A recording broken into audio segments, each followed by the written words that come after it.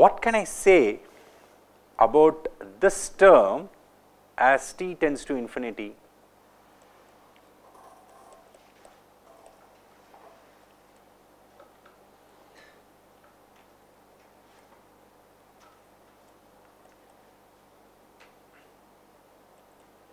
So, what can I say about all these terms as t tends to infinity? The system is stable, right? Stable system means all poles are on the right of complex plane. So, what can I say about the exponential terms? What will happen to them? Does not matter whether the poles are real or complex conjugates. Does not matter what is going to happen to all the terms as t tends to infinity. They are going to tend to 0, right.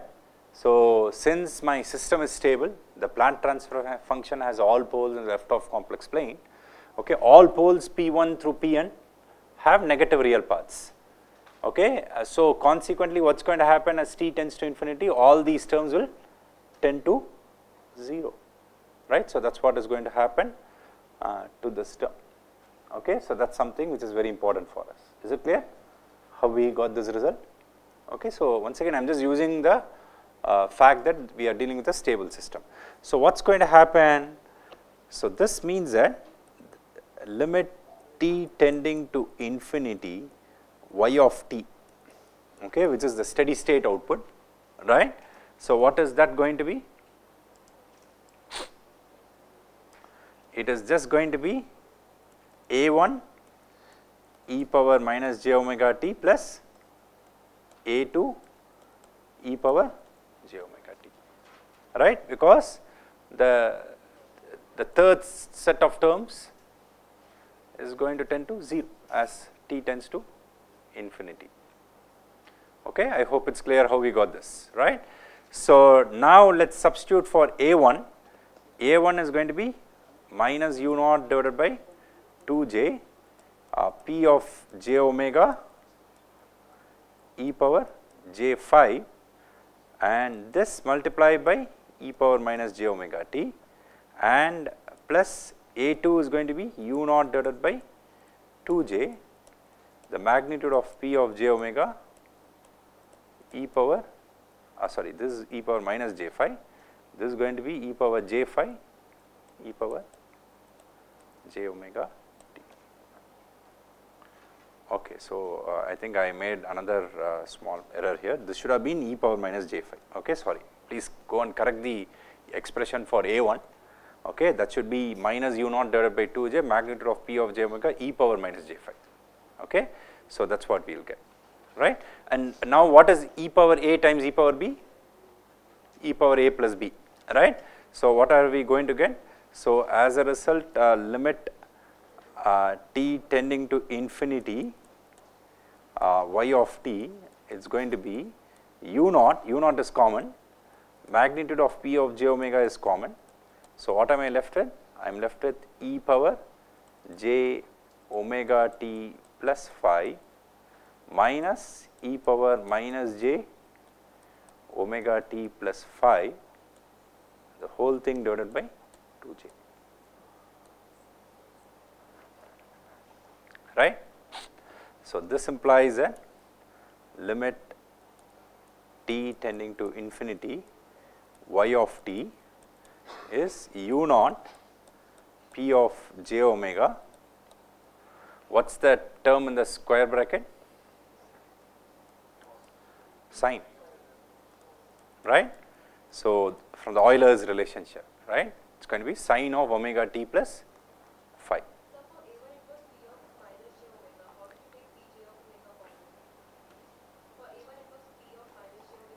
P of minus j omega. P of minus j omega is the magnitude of p of j omega times e power minus j phi. Magnitude. See, the magnitude is the same, right?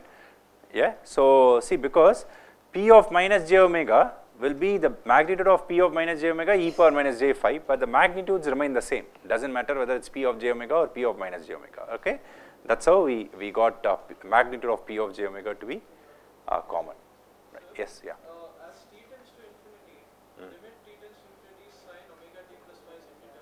It oscillates. Oscillates. Yeah. So that's why we are finding the limit. Okay. So you can converge to a single value because it really depends, right? So what I can say is that this is the function to which it oscillates, okay? So as opposed to a unit step response of a stable system, okay, in a unit step response you will go to a constant value, right? For a sinusoidal input, if you have a stable LTA system, it will be oscillatory, okay? It will keep on oscillating. That's what we can, okay? That's the frequency response, okay? Yeah. So for a sinusoidal input, initially the exponential terms will cross some sort of Dynamics, exactly. And then it will ultimately settle down to a sinusoid, okay? But there is an important feature here, okay? It will settle down to a sinusoid of the same frequency as that of input, okay? We are just going to look at it here, right? So let me discuss those points, right? So this is the expression for the steady state output, right? So this is the steady state output, okay? Please note that the steady state output is not a constant value here, but rather it depends on time, but it is a what is a sinusoidal pattern, right? So this is the expression for the steady state output of the system, okay? Now what is important here, right? So you look at the frequency. The steady state output is a sinusoidal what to say function, okay? But the frequency of the steady state output is also the same as that of the input, okay? So that is an important feature, right? So you immediately see that the frequency of the steady state output, or let me write it in this way, the steady state output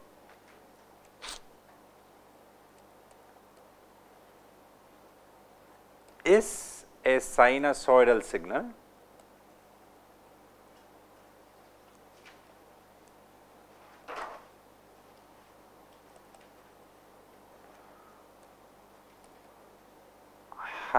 of the same frequency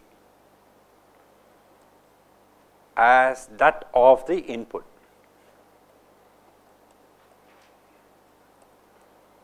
okay? Okay, but scaled in magnitude by the magnitude of P of j omega and shifted in phase by phi, okay, which is the phase of P of j omega, okay. That is the observation we can make, right. So from this derivation, right. Once again, please go through this derivation, pretty straightforward. Only thing is that, like, instead of numbers, we just worked with general variables and functions and so on, right. So that is what we did, okay. So after from the derivation, what we can see is that if you look at the steady state output of this class of systems, the steady state output is also a sinusoidal signal having the same frequency as the input frequency, okay. That is extremely important, okay. However, the steady state output is scaled in magnitude by P of j omega. Why? Because the magnitude of the steady state output is going to be U naught P of j omega, magnitude of P of j omega. So U naught was the magnitude of the input signal, right. So magnitude of P of j omega is the scaling factor as far as the steady state output magnitude is concerned, and the steady state output is shifted in phase by phi, right, because phi is the phase of P of j omega. So the steady state output is shifted from the input sinusoid by a phase of phi, okay. So that is what we have, and this is a property of stable linear time invariant systems, okay. So that is something which is very important, okay. So that is for stable linear time invariant systems, if you give a sinusoidal input and you wait and measure the steady state output, the steady state output also will be a sinusoid of the same frequency, okay. That is extremely important, and we will see that we will exploit this fact to discuss methods for the experimental determination of transfer function. Okay, and towards the end of this course we will do a case study, right. So where I will give you data, and then like you can use these techniques to experimentally determine the transfer function. Okay, till now what the way we have been doing the determination of transfer function is through analytic means, right. So what did we do? We essentially wrote down equations of motion, governing equations in the form of linear ODEs with constant coefficients. Then we took Laplace transform, applied zero initial conditions, then calculated the transfer function, right. So we will also figure out how to empirically determine that. Okay, there you will see that the step response and the frequency response are going to play a vital role. Okay, when we do that. Okay, is it clear? What is called as frequency response. Okay, so this so what is frequency response? Frequency response is nothing but the response of the system to a sinusoidal input. Okay, that's why it's called frequency response. And please note that the scaling factor magnitude of P of j omega and the phase shift phi, which is the phase of P of j omega, depend on omega, right. Depending on the input frequencies, these numbers are going to be different. Okay, so please remember that. Okay, so that's something which we will address shortly. Okay, yeah. So this P of j omega, okay, is what is called as the sinusoidal transfer function. Okay, so when you have P of s, it's a transfer function, right. When you substitute s equals j omega, it essentially becomes a sinusoidal transfer function. Okay, so how do we get P of j omega? Let us say as an example, let us say P of s, let us take it as 1 by s plus 1, right. So that is a stable system, right. So then what happens? P of j omega becomes 1 by j omega plus 1. This can be written as 1 minus j omega divided by 1 plus omega square, right, by multiplying and dividing by the conjugate, right. So this I can rewrite as 1 divided by 1 plus omega squared minus j times omega divided by 1 plus omega squared, right. So consequently what can I have? So how can I evaluate the magnitude of P of j omega? I can do square root of real squared plus imaginary squared, right. You take the real component squared plus imaginary component squared, take the add and take the square root. Alternatively, I can also look at the function. Okay, if you have a ratio of complex functions, what's going to be the magnitude? It's going to be the same ratio of the individual magnitudes, right. So from here I can immediately rewrite the magnitude of P of j omega to be equal to 1 divided by square root of 1 plus omega squared, right. Of course, even if you do real part squared plus imaginary part squared, take the square root, you will get the same answer. You can double check. Okay, so you will get the same answer. And what is the phase of P of j omega? Once again, you can do tan inverse of imaginary part by real part, or you can just take the what to say algebraic sum of the individual phases, right. So if the ratio is 1 by j omega plus 1, what will be the phase? The phase of 1 is 0, and then since what is the phase of j omega plus 1? It is going to be tan inverse of omega, but that is in the denominator, right. So you have a minus. Okay, so this is going to be the phase of P of j omega for this example. Okay, so that's how we calculate the magnitude and the phase. Okay, so once again, you know, like just as a general what to say generalization, right. So let's say if P of j omega is going to be n1 j omega time all the way till nm j omega divided by d1 j omega all the way till dn j omega.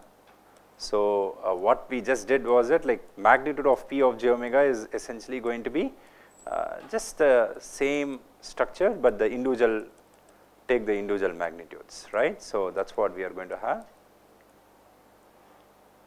So, it is going to be this, and what about the phase? The phase of P of j omega is just going to be the algebraic sum. So, that is going to be the phase of n1 j omega plus all the way till phase of n m j omega minus the phase of d1 j omega all the way till the phase of dn j omega. Okay, so that is what we get, right. Okay, so that is what we have. Oops, sorry.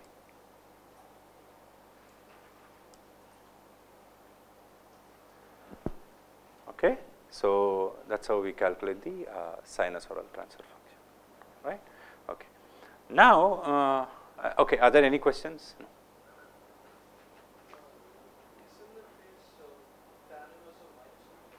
Yeah, tan inverse of minus omega, we just write it as minus tan inverse omega, right. So, yeah. Okay, so that is it.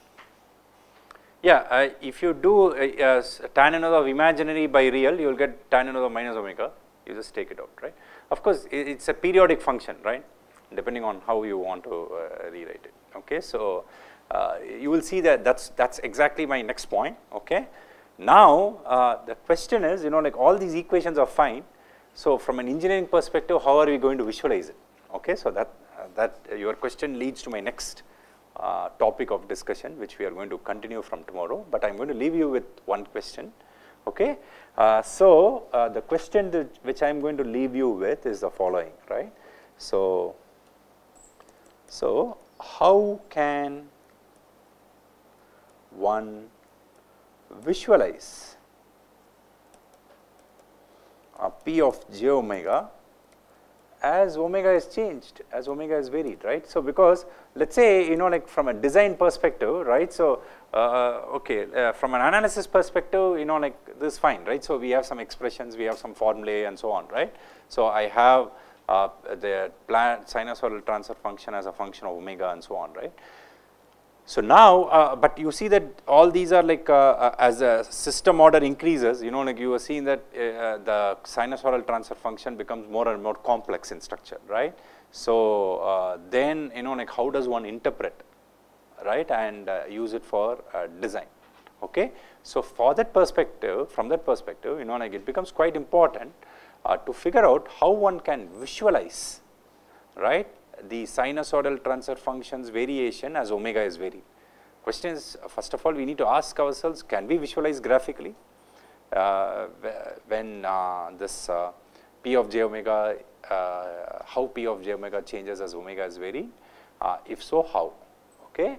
And the answer is yes, we can, right, and broadly there are three visualizations that typically are used. Okay.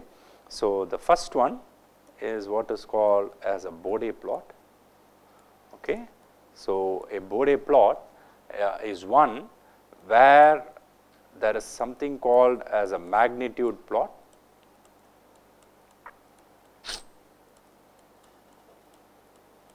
Okay. A magnitude plot where the magnitude of P of j omega is plotted versus omega, okay. But of course, on a different scale, we will discuss it tomorrow. Okay. We will use a logarithmic scale and a logarithmic measure, okay. And we have what is called as a phase plot, where the phase of P of j omega is plotted against omega, okay. So, that is the first visualization, okay. Of course, we are going to, as I told you, we are going to use logarithmic measures and logarithmic scales, right. So, we will discuss more about that tomorrow, okay. So, a Bode plot is very commonly used, okay. So, a second visualization is what is called as a Nyquist plot. So, a Nyquist plot is essentially a plot of the real part of P of j omega versus the imaginary part of P of j omega, okay, in the complex plane. Okay, what is called as the P of S plane. Okay. So,